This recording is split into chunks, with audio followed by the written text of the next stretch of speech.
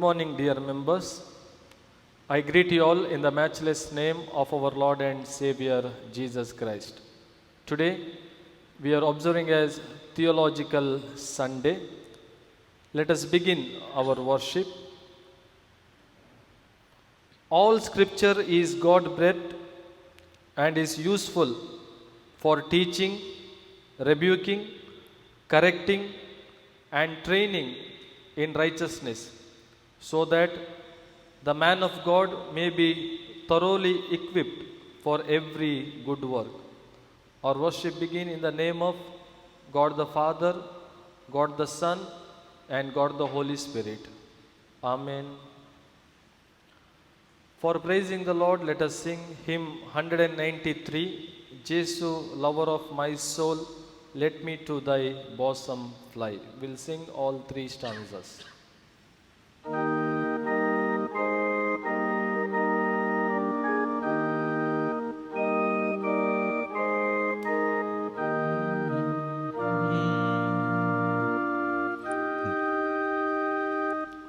Jesu, lover of my soul, let me to thy bosom fly, while the gathering waters roll, while the tempest still is high.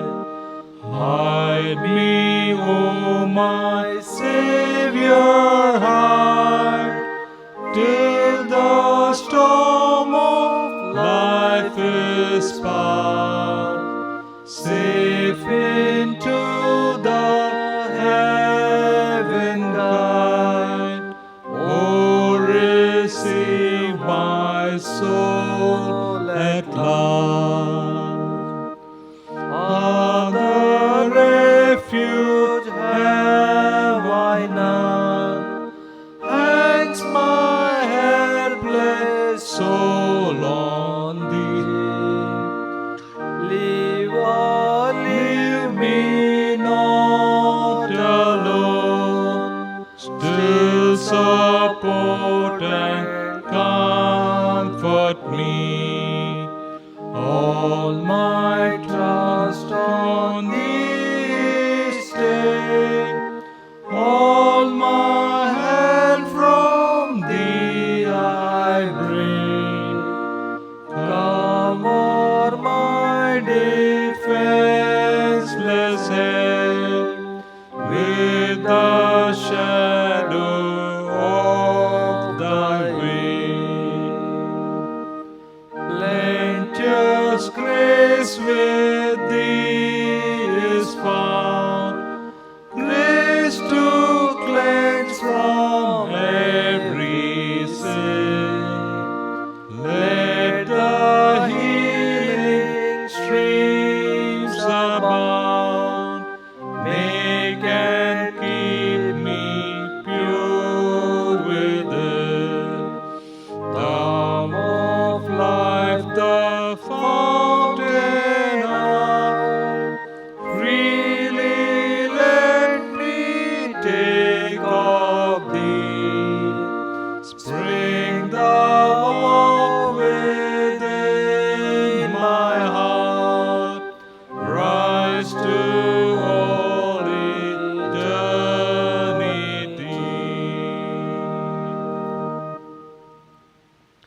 Let us praise and adore our God.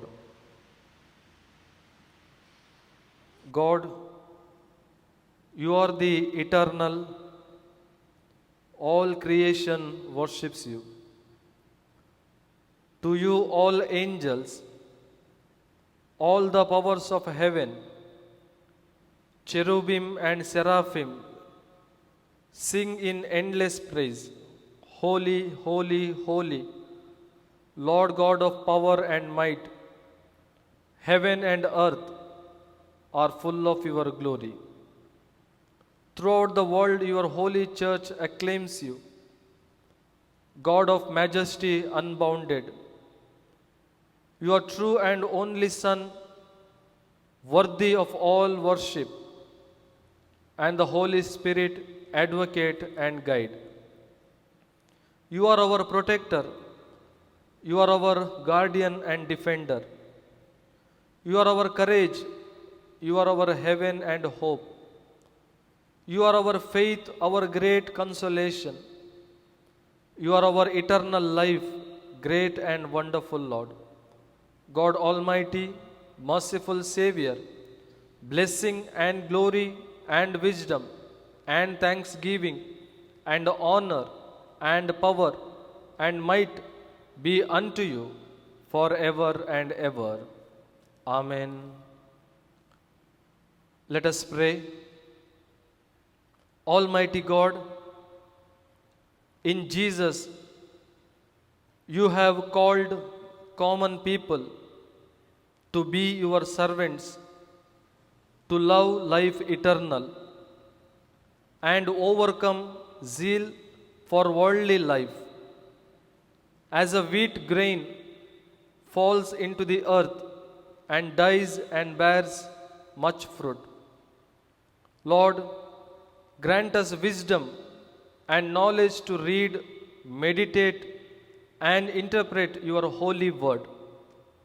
Continue to grant your guidance and inspiration that many people may be trained theologically.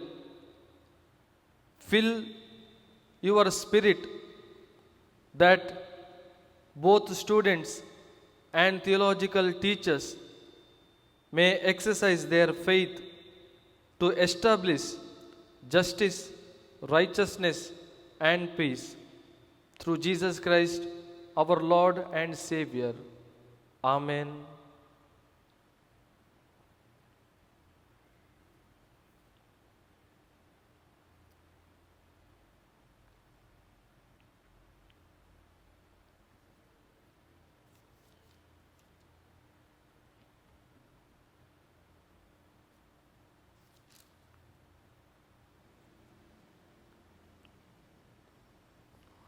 For Theological Sunday, the Gospel reading is taken from Gospel according to Saint John, chapter 12, verses 20 to 26.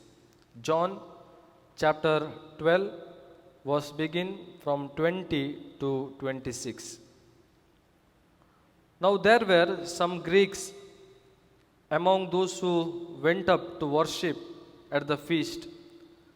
They came to Philip, who was from Bethsaida in Galilee, with the request, "Sir," they said, "we would like to see Jesus." Philip went to tell Andrew. Andrew and Philip in turn told Jesus. Jesus replied, "The hour has come for the Son of Man to be glorified. I tell you the truth, unless a kernel of wheat falls to the ground and dies, it remains only a single seed. But if it dies, it produces many seeds. The man who loves his life will lose it, while the man who hates his life in this world will keep it for eternal life. Whoever serves me must follow me, and where I am, my servant also will be. My Father will honor the one who serves me." Here ends the Gospel reading. Praise be to you, O Christ.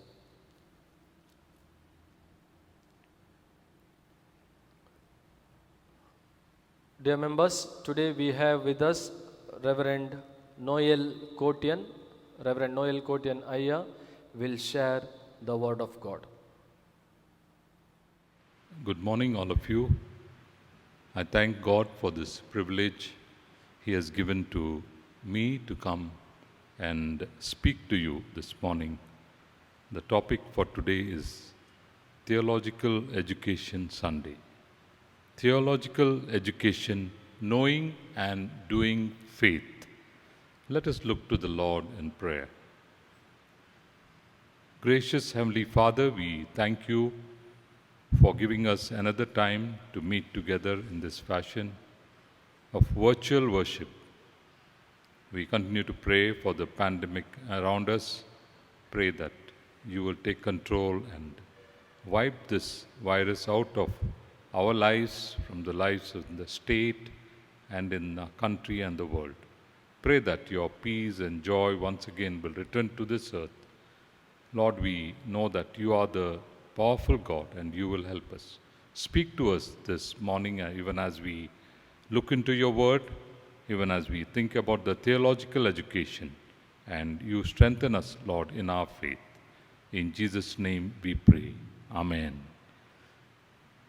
The Bible text for today is Exodus 3:12, 2 Timothy 2:1 to 13, John 12:20 to 26. You can read it later on after you hear the message more in detail. Theological Sunday. Knowing and doing faith, that is our topic for this morning. Theological education, why is it necessary? It's necessary because this is where our pastors, our leaders, people working in NGOs, they are trained to know God, to understand Him better. They learn about the Bible. They learn various ways of presenting the messages, hermeneutics or the method of preaching and counseling and so on. And in the Bible colleges, our pastors and leaders are trained to handle the problems of the church and to be an instrument of teaching to the congregation. So theological education is essential, especially for those who will get into ministry, like being pastors or being lecturers in theological colleges, and then Christian leaders in NGOs. And many NGOs, they would prefer people being trained in the theological education. Today we are going to look at this few things about theological education. How can we develop our children, our young people, our members, so that they will be theologically educated and they will get the calling to serve God, and then they will give their life to Him completely in consecration to serve Him and to be an useful vessel in the kingdom of God. In these three passages, the three aspects are there of coaching, that is training and teaching and developing young people and children, and the calling. Even as children learn or youths learn about God, they are called to serve Him. And then how they can be consecrated. In these passages we can refer to this. How to make young people get theological education and prepare them for the ministry. First of all, it depends on ourselves, our members, our system, where we can train up children, young people, and adults. This refers to teaching. Coaching refers to teaching, training, mentoring children and young people to develop their knowledge, the skills, and character. Even in the theological colleges, we see these are developed, skills are developed, how to preach, how to present the Word of God to the congregation. Then the character is developed of our people. So even as we begin to teach at home, in Sunday schools, in youth fellowships, various NGOs are there like EU and Youth for Christ, Youth with the Mission, to develop young people, to train up them to get a calling to serve the Lord. The home and the church should take lead in imparting these skills to the children and youth. Paul, writing to Timothy, he mentions here in 2 Timothy, 2nd chapter, and I'm just going to read verse 2. You can read for yourself the text, 2 Timothy 2:1 to 13. I'll read just the verse 2. And the things you have heard me say in the presence of many witnesses, entrust to reliable men who will also be qualified to teach others. What do we see here? We see 4 levels of leadership, or 4 levels of teachings of 4 levels of passing on the teachings of the Bible. First it was Paul, and Paul says, I have taught you these things, and I have entrusted you these things, meaning he has developed Timothy in such a way that he's telling him, in the presence of witnesses, entrust these things to reliable men. So the third level is are the reliable people, reliable men who will also be qualified to teach others. So 4 levels: Paul, Timothy, reliable men, and then others. The reliable men will be able to teach others, qualified to teach others. 4 levels of passing on the teachings of the Bible. Each one in the church should be a teacher or a learner. And we all should be learners, but also at the same time we should be teachers in some way or the other. From our homes, in our Sunday schools, in the youth fellowship, in various levels, in Bible studies, we should be teaching one another and developing our people. The church should invest in this teaching program for the members at all levels, so that a few from our church will become ministers in the service of God. I just want to take an example from a church in Mumbai a long time ago, about 40 years, 50 years ago. There, the Sunday school teachers, the pastors, the leaders, the committee, they were so much strong on teaching the children that as they taught them, as they built them up, many came into full-time ministry. Many became servants of God. Many became ministers of the word. And even we were developed there. And we went on to do theological training. And some are pastors today. And some are missionaries. Some are evangelists serving the Lord. So even as we teach in our church, the youth, the children, God starts calling someone from our midst to do greater ministry for him. And that we see in the Exodus passage, chapter 3 and verse 9 and 10. In Exodus 3 verses 9 and 10, where God is calling Moses to be the deliverer of Israelites from the hands of Egyptians. What he says here, and now the cry of the Israelites has reached me, and I have seen the way the Egyptians are oppressing them. So now go, I am sending you to Pharaoh to bring my people, the Israelites, out of Egypt. God gave him a vision. He was in the wilderness. Before that, 40 years in the palace, being the son of Pharaoh's daughter. He grew up in the palace, 40 years. And then God took him to wilderness. For 40 years, he was taking care of the sheep, and he was developing himself.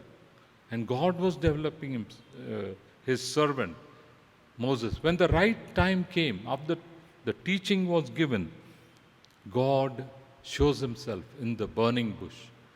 You know that story. And God speaks to him through the burning bush. He says, take out your sandals. You are on the holy ground. I have seen the cry of the Israelites. 400 years they have been slaves in Egypt. I have heard their cry. Now I want you to go there. Go to Egypt.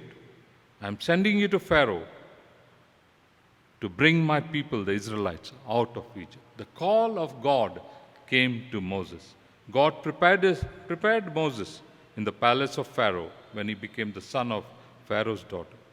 He was there 40 years and 40 years in the wilderness. And so the preparation was there. So in the same way, we prepare our young people, children and young people. As we teach, God prepares them. And one day, God will call them. God will say, go, I am sending you to be my servant.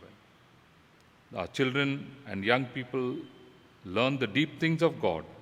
And after that, they'll be called to serve him.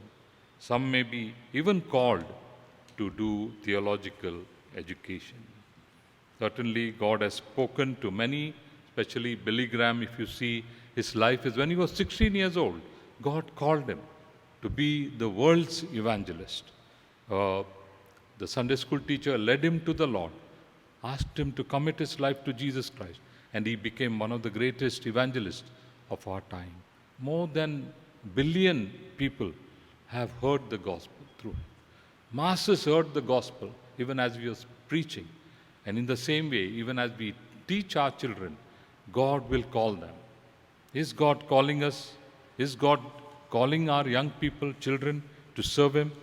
Let us pray for them. Let us look to God and say, Lord, help somebody from this church, somebody from our diocese, somebody from Mangalore and Udupi areas to come to you, to serve you.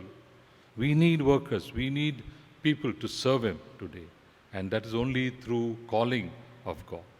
And then the later thing that Jesus talks about this, the final passage, that is the third passage, is taken from John 12, where the Greeks come to Jesus through the disciples. We want to see Jesus. Probably they had some other intention, like we want to do miracles like Jesus. We want to be powerful like Jesus. We want to have the power of God like Jesus. But when they come to Him, Jesus says, we have read this passage, I tell you the truth, unless a kernel of wheat falls to the ground and dies, it remains only a single seed. That's where, after the calling, it is consecration. We have to die to ourselves. Those who are called to God, they have to die to themselves. And then the man who loves his life will lose it, while the man who hates his life in this world will keep it for eternal life. We have to literally hate our life. This life is full of sin, and the root of sin is already there. But then we have to hate this life so that we can serve God better. We can walk in His ways. We can be focused on God. Even as Moses, when he was called, he consecrated himself to God, fully to serve Him. What a powerful leader he became. And Paul, fully committed to God, he was consecrated to God. And we need this consecration today. The grain of wheat should fall into the ground and die, and then we will produce more seeds, more fruit for God. Whoever serves me must follow me. Where I am, my servant also will be. My Father will honor the one who serves me. And this is the honor that God will give us. We have to be willing to give up even our very lives and do the will of God. And there will be fruit. We will be productive. And this is what God is calling us to do. I'll close with this small story of Samuel Hebbick. About 200 years ago, Samuel Hebbick and two other missionaries came to South Canara, this part of India, this part of Karnataka. Very much consecrated to God, committed to Him. He did not get married, even though two proposals had come to him. He was single till the end. They came from Switzerland and they worked here. The missionaries worked here. According to the biographies of he knew only 550 words in English. But many soldiers, probably in this church itself, the Anglican church, he would go after the soldiers and the captains and the officers and share the good news with them. There's a story when he used to go, people used to hide in the somewhere because they didn't want to hear the gospel. With this 550 words in English, he was a German-speaking missionary. With this 550 words, he could present the gospel. So one day he went to this home of this officer, and the officer is looking at him, seeing him from far, hid under the bed. And the servant said, no, the officer is not here. And Samuel Hebbick started searching for this officer. And finally he found him under the bed. He pulled him from the bed and then he gave the gospel. And this man, this officer, committed his life to Jesus Christ. That was his consecration. And many people came to know the Lord Jesus Christ. This is what God is calling us for theological education, so that we will be servants of God. We will be missionaries. We will be evangelists. We will be lecturers of God's word. We'll teach God's word. The coaching, the calling, and the consecration. This is very much needed in our churches today. We shall pray and we shall look to God and ask God to bring a revival among us, that we will be earnest in developing our young people and children for the Lord. May God add His blessings to His word. Let us pray. Lord, we pray that you will bless this church. Bless our dear pastor, Reverend Noel Karkada. We pray for the committee. Pray for each and every member of this church. Even as we are passing through this time of virtual worship, pandemic, all types of disease are there, Lord. The black fungus, the second wave, the third wave, the jabs, the vaccination. Lord, we are confused. We do not know what to do, but we ask you to help our church. Help those who are sick. Lord, lay your hands upon them. Help those who are studying, especially the children, online classes. So difficult sometimes, Lord. And sometimes the children's eyes are being affected, Lord, according to the doctors. We pray that you'll preserve our children, preserve our young people, even as they are studying online courses, Lord. And also those affected financially, less salary, half salary, and no salary sometimes. Pray that you will help our people, Lord. Help our members, especially the old people, Lord, the seniors who have never attended this church for past 1.5 years. Lord, we ask you to touch our people, Lord. Strengthen them. Take care of them, Lord. Protect them, guide them, help them, Lord. Provide all the needed help for them, Lord. We thank you that you are with us. Keep us safe. Keep us joyful and happy. Give your peace to us, Lord. And we commit each one of our people into your loving hands. We give you all glory, honor, and praise. In Jesus' name we pray. Amen. Let us all say Apostle Creed together. I believe in God the Father Almighty, creator of heaven and earth. I believe in Jesus Christ, God's only Son, our Lord, who was conceived by the Holy Spirit, born of the Virgin Mary, suffered under Pontius Pilate, was crucified, died, and was buried. He descended to the dead. On the third day he rose again. He ascended into heaven. He is seated at the right hand of the Father, and he will come to judge the living and the dead. I believe in the Holy Spirit, the Holy Catholic Church, the communion of saints, the forgiveness of sins, the resurrection of the body, and the life everlasting. Amen. Following members celebrating their birthdays during this week: Mrs. Nirmala Bridget Mary Harry, Dr. Samit S. Tijor, Mrs. Grace Balaji, Mr. Sudip Ninan Tirian, Mr. Manohar Jayaprakash Salins, Dr. Vinod Joseph Cherian, and Mr. Sean Manish Emmanuel. I pray, may the Almighty God bless all of them with good health and strength and grant them a reward of long life. Amen.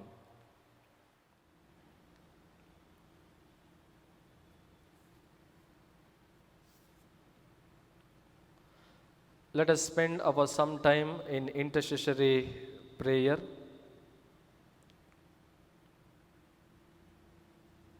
Let us pray for our church.